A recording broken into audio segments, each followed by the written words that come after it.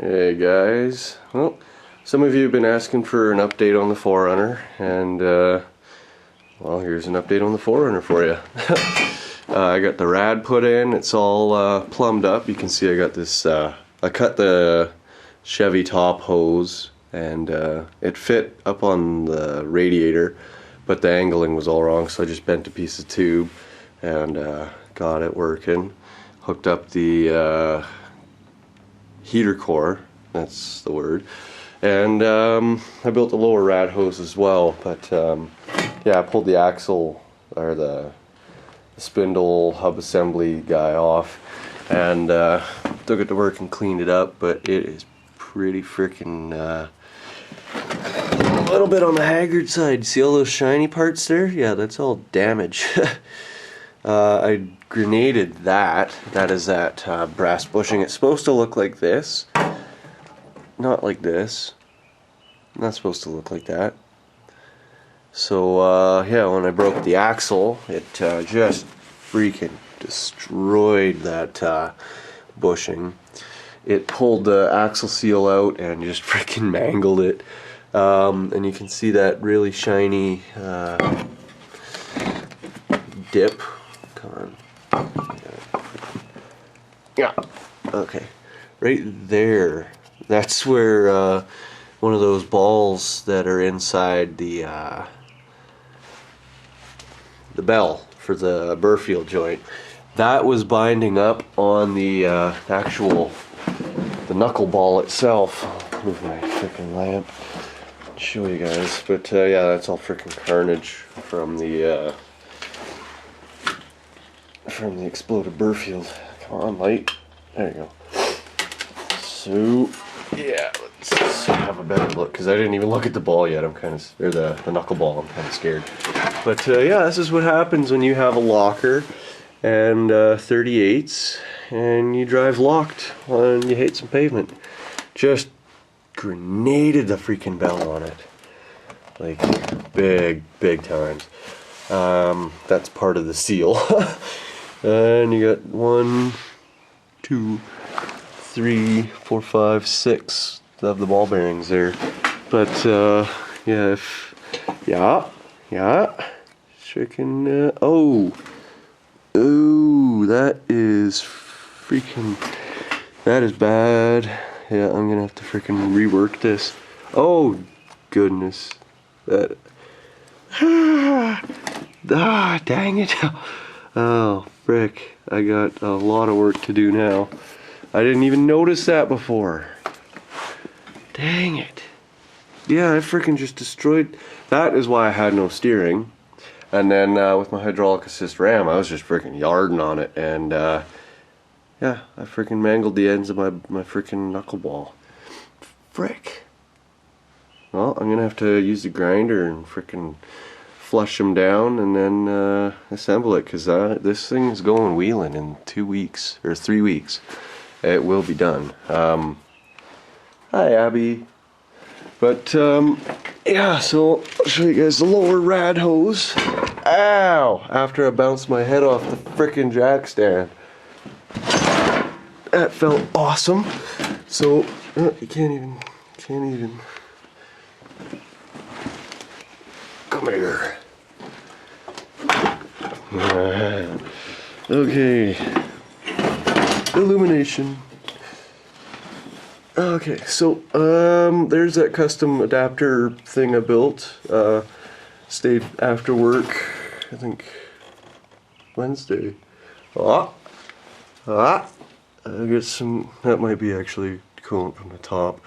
It's leaking down, because every time I topped it up it would puke out of the overflow thingy. But yeah, I built that custom adapter to go from the big hose. That's a hose off the Dodge. I just cut it up and it fit nice over the water pump, and this hose wouldn't fit over the water pump, and it wouldn't even reach to the water pump. So this is the lower hose, or no, I think this is the rest of the hose off the Chevy. This is part of the top hose on the Chevy. So anyways, I fitted onto there and ran it down to there, and it only went to there. And yeah, I built a custom coupler guy, and it works. So yeah, I got the coolant all filled up. I just need to start it and try to get the air out. And I'm freaking hurt my neck pretty good bouncing off that jack stand. Getting a headache. But anyways, enough of that. Yeah, I got a little bit of work to do now that I freaking realized I mangled that ball. Oh, apologize. Another thing I gotta do is go over all my welds and stitch them. You can see I just ran a single pass over there, and on here on the motor mount I just ran another single pass. I gotta weld more bracing into there as well, because I do not want those welds breaking, because then engine twist damage happens. Yeah. Oh, rear drive shaft. I'll show you guys. Chris came over and he was having a look at my 4Runner, and he pointed something out that I had forgotten about. See those shiny bits? Well, not so shiny anymore, but anyways, yeah, the drive shaft is hitting the crossmember. So I have to fix that. Probably just take the Sawzall and cut the center section out, and then weld something above it, or I don't know, figure it out. But yeah, I've only got like 2 weeks to get this thing done, because yeah, we gotta go wheeling. Weekend after May long. Friggin' rights. And to any of you guys near Calgary or Okotoks or whatever, if you guys want to come out wheeling the weekend after May long, we'll be hitting up McLean Creek. It's going to be a lot of fun. We'll be setting up a campsite there and just having a really fun weekend. Yeah.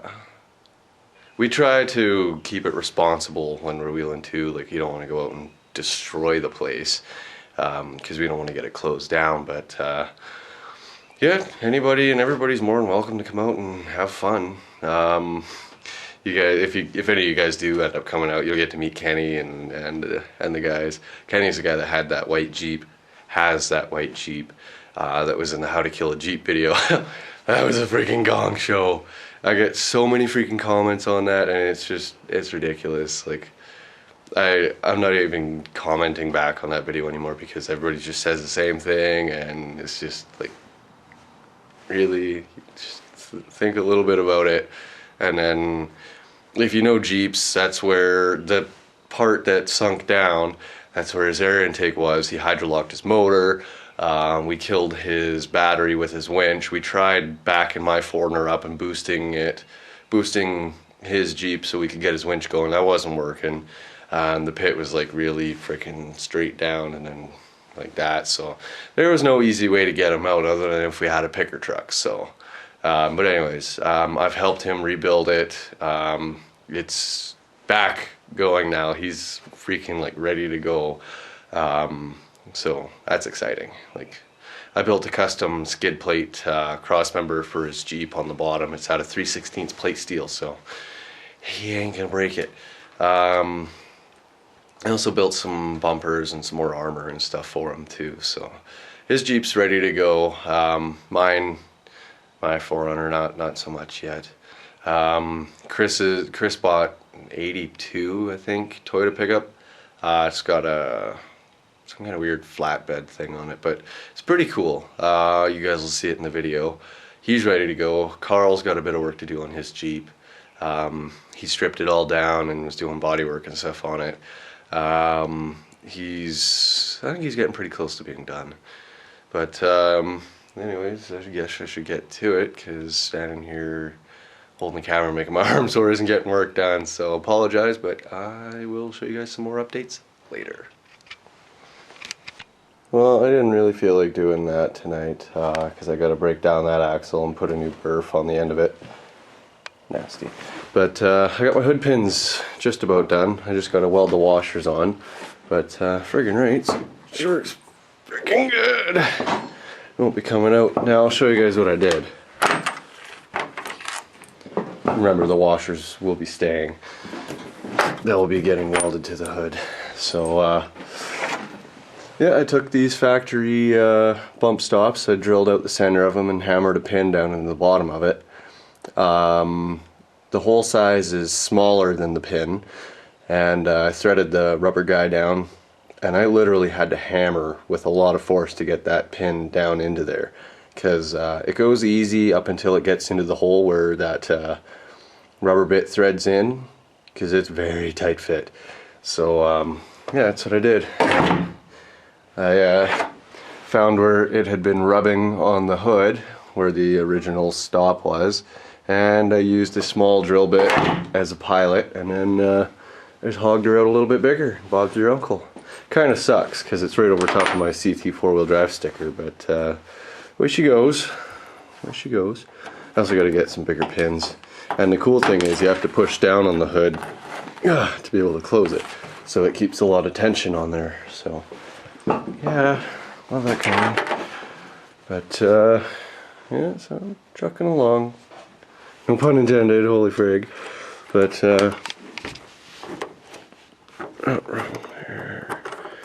where's the frick? There you are.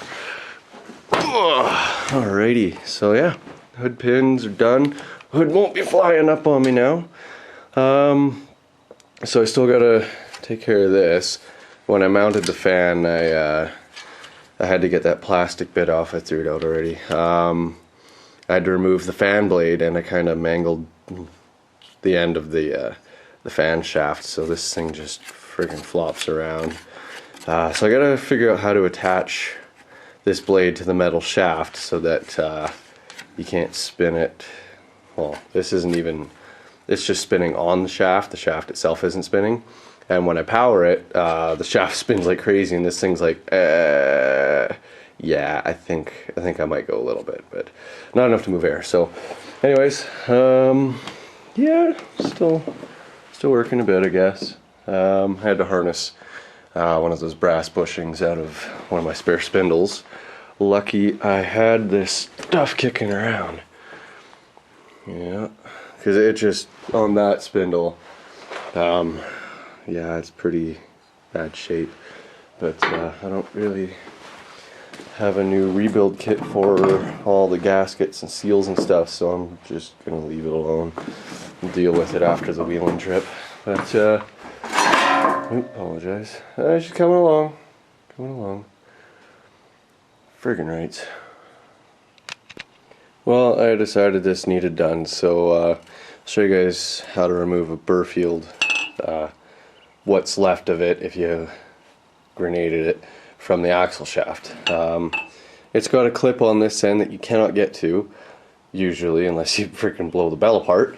But you just slide it into a pipe that fits the diameter of the thing, and then you just slam it into the ground as hard as you can.